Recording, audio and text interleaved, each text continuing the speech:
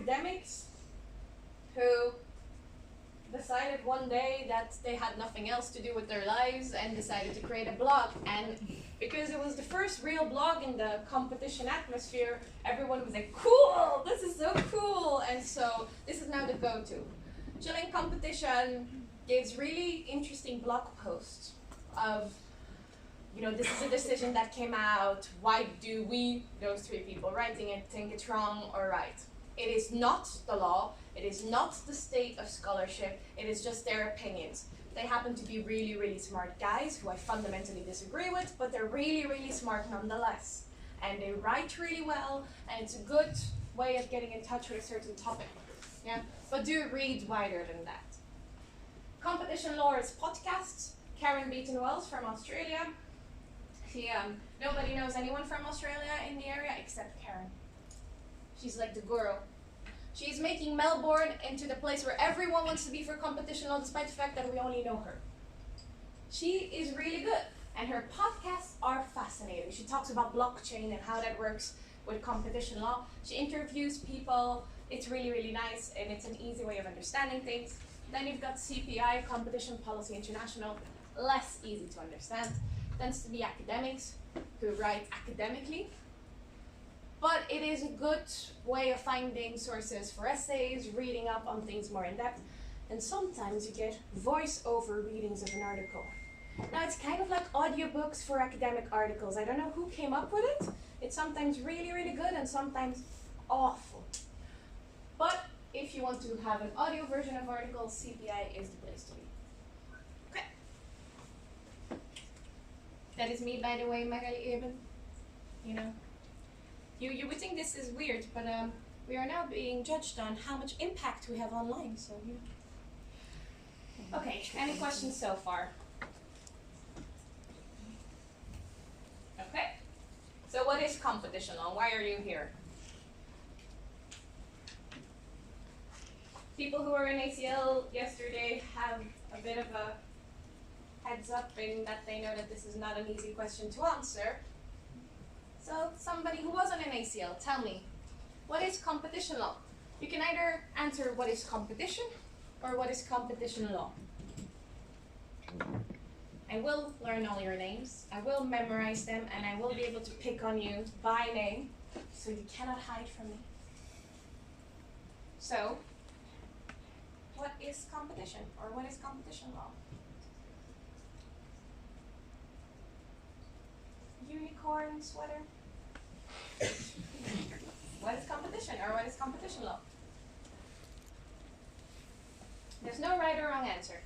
Tell me whatever you think. Actually, I'm confusing about the international investment law and the international competition. You know, if there is a competition, there may be a foreign company and domestic company, and the foreign company has the investment from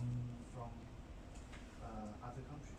Okay. So, what the relationship between investment law and competition? Okay, so are you asking what the relationship is between them? Yes. I mean, one of the things that's going to be interesting, and it's definitely coming up in IMC, and we'll talk about it here as well, which is sometimes we can have competition between companies within the same jurisdiction, but you can also have competition between different countries, right? So I don't know how much of this people have read, but for example, recent merger control decision in the EU, there was a lot of discussion about should we care about the fact that we might want to compete with China. So you could have, these could be opposing. You could say, we don't mind who invests in it, we don't mind whether it's foreign influence, as long as competition within our company, within our country is going well. Or you might say, we want big monopolies in our own country because we want them to be powerful, more powerful than, say, a monopoly in China.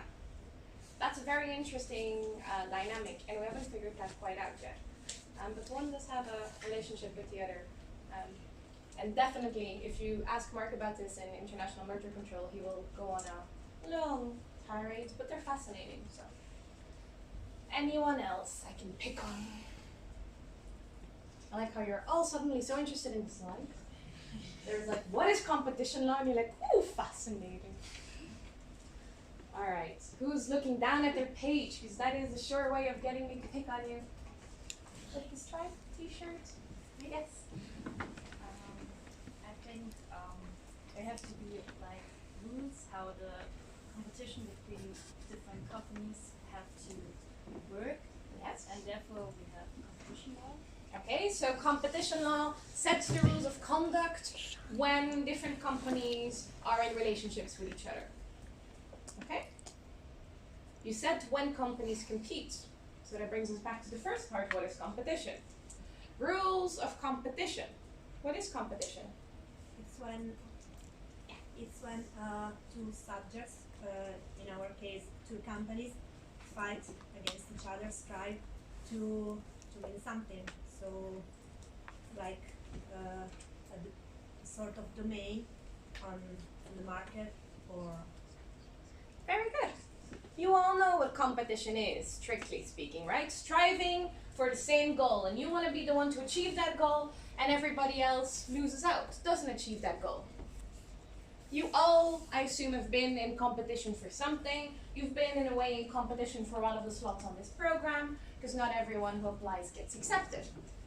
So you're basically, and I know I'm going to make you feel horrible, you've basically stolen somebody else's spot. But that is the rules of the game. You are slightly better than someone else, therefore you get the spot. Competition. You have music competitions where you want to be the, I don't know, cellist of the world. You see, my knowledge is lacking, but whatever you get as a best cellist in a competition. A medal, a crown, a plaque, something. If you win in the Olympics, you want to be one of those three on the podium. Competition. Okay, is that really the competition we care about with competition law? No, actually I think competition is benefit to the economic, but all the business, they want to have the whole market field.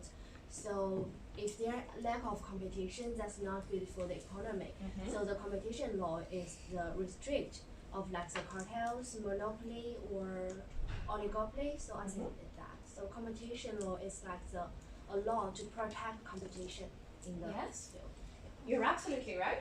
But then the question becomes, at the end of competition, what, right? So let's say our Olympic medal holders, at the end of that competition, they have an Olympic medal. They are recognized to be the best, right? Is that what we want? Do we want a company or two or three companies to emerge and crown them, you are now the best, thank you? Is this really what we're going for? No? What are we going for? it's about balance. Actually, I think competition is a market behavior. It can happen anywhere, domestic, overseas, big company and small companies. So in order to, big company always have a huge advantage compared with the small business. Yeah. So in order to protect the small business, so here should be a role in this market. Okay, I like that. So, protect smaller business, SMEs. Okay, anybody disagree with that? Anybody agree with that? I'll add. Another measure for competition law is to protect the rights of the consumers, because many companies usually try to tie the products or to restrict the production number or fixing the prices. It eventually leads to the damage to the consumers, because their right to choose is restricted and they can't choose easily between other companies' products because, for example, there is a cartel between those ones. Okay, so it might eventually harm, if you've got big players, it might harm prices, might harm choice, yes? I think in the end, it's more that everyone has a real chance, fair chance to compete in the market, not that you don't have big players. It's just everyone has to have its chance. Are you German? Yeah. The accent. No, that's not. But your answer is a typical German competition law answer. And that's really good, because we will talk about ordoliberalism, German competition law, in the next class. Anybody else want to add to that?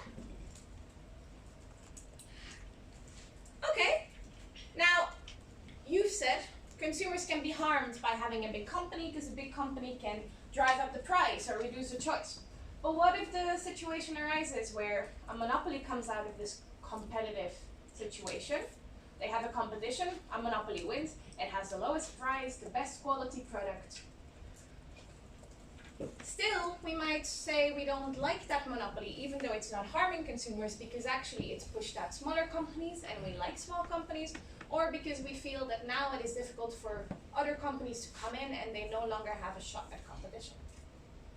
These are contradictory. You hear that, right?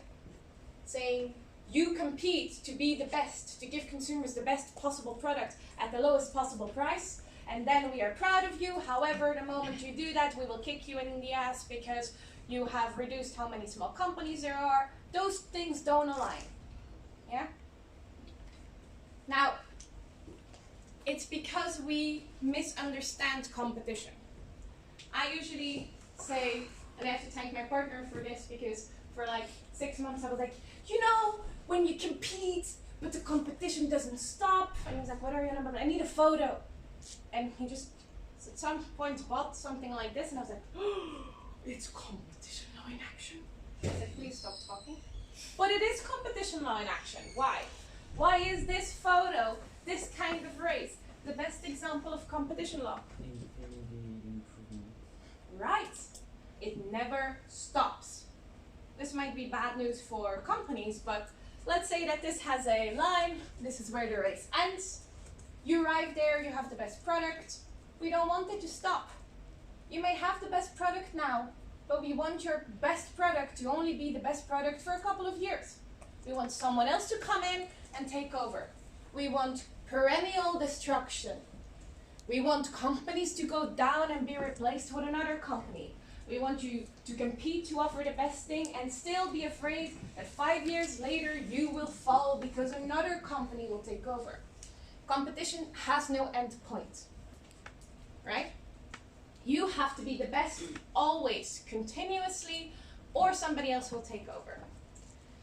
Now, this means that monopoly might be good for like a year. We might not have a problem with it. I say might, and I'll come back to why.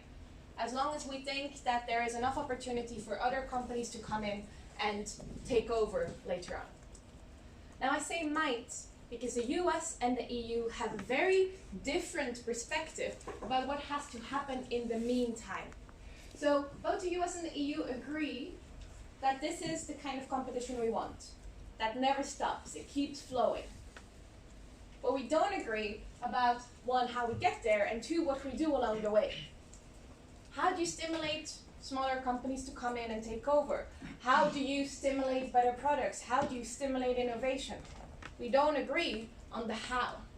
Now you will see in the next class that we sometimes agree with each other, sometimes disagree with each other, but it changes over time. It's waves in how we do it.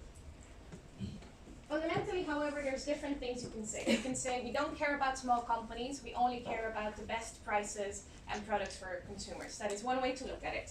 All we care about is consumer surplus.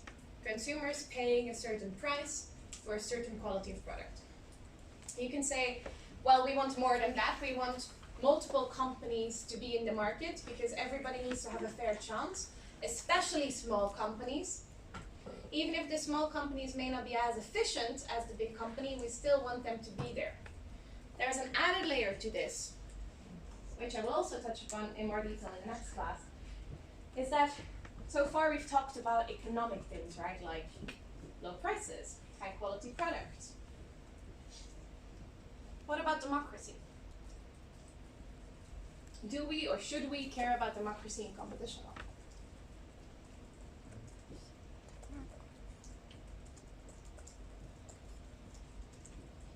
You're like, I didn't come here for politics. I hate to break it to you, but competition law is one of the most politicized areas of law. What about democracy? Do we care? Should we care? Why not? So I just can't imagine how to, enforce democracy in the competition era. Okay. one company, one vote, vote for what? It's a I think Oh, that is not what I mean, but I understand why you're saying that. I don't mean about making companies democratic. I'm talking about should we care about the harm that monopolies might do to democracy? I don't know. Anyone have an opinion? I am so sorry, but I have to do this. Any Germans in the house? Yay! Alright, like, you are from the competition law who cares the most about democracy. Yes? Yeah, I guess we should care about because when firms get too big, they are big players in the lobby. They can decide how the policy goes. Like in Germany right now, I don't know what the word is in English, palm quota, and it's about they want to stop it, or they want us to stop to produce it, or the democracy or the people want to stop it because it's bad for the environment. Yes. And the big players, they are into the policy, and because they have so much power, they can force that we still keep producing it, or still keep using it till 2000 whatever. Basically, we should stop right now. Yeah, the power big companies have on the political process is quite immense, and it varies in extent from one country to another and one time to another, but throughout history, wars have been started when money from monopolies. Colonies have been created, empires have been created because of the money of a company. The East India Company, the historically biggest monopoly of its time, had its own army. Without the East India Company, the UK would never have had its empire. Yeah. People were enslaved, people were murdered, people were chopped into little bits because of a monopoly. So should we care? Is this a competition law issue or is it another field of law? What do you think? Yeah? Just like query. It's about Amazon now. It's like Amazon have like got something 30% of the market for like most things. It's just like they're pretty much like not in competition with anyone. It's just like how far do we let them grow before we're gonna right these like make it fairer? Yeah. At the moment it's like they're growing so rapidly and then it's food now, so it's like eventually if they keep going they will push out most of the other big players. So it'll just be Yeah, Jeff Bezos, the everything store, worth a read. Yeah? Look, these things come up, these questions arise all the time when Facebook leaks your data for political campaigns. Is that a competition issue? Well, they wouldn't have gotten there and they wouldn't have had that power to create such mapping of our personalities if they weren't in the position they are. Is that something we should care about in competition law or not? There's no real answer to it, but every jurisdiction looks at it differently. Interestingly, it's not as if you would say the US doesn't care and the EU does care. It depends on moments in time, yeah? Which we will look at next class. But this is an important thing to consider. Why are we doing this? What is covered by competition law? And you will leave this course at the end of the year and you still won't know. That's the beauty. But you'll be better at arguing it like a good lawyer. You'll be able to talk and talk and talk about it and still not give us an answer. And then you're ready for the legal world. Okay? There's two things we look at. We don't want kings in a market, monopolies, and we don't want competitors to work with each other. This is the official definition of what competition law is as the area of law that aims to prevent or mitigate the negative effects of cooperation between competing companies or of conduct by a company with substantial market power. Now we will look at what those different things mean, what is substantial market power, but this is the definition you will generally find in a textbook. It doesn't mean much, but it is what you will see. All right. We will look at the Sherman Act in the United States, as well as the FTC Act, the Clayton Act, and the Seller-Kefauver Act. Now, the Clayton Act, the FTC Act, and the Seller-Kefauver Act are all acts which explain this act. So the Sherman Act is the staple text, the one you need, the one you always refer to in an essay. But if you want to understand what exactly that means according to Congress,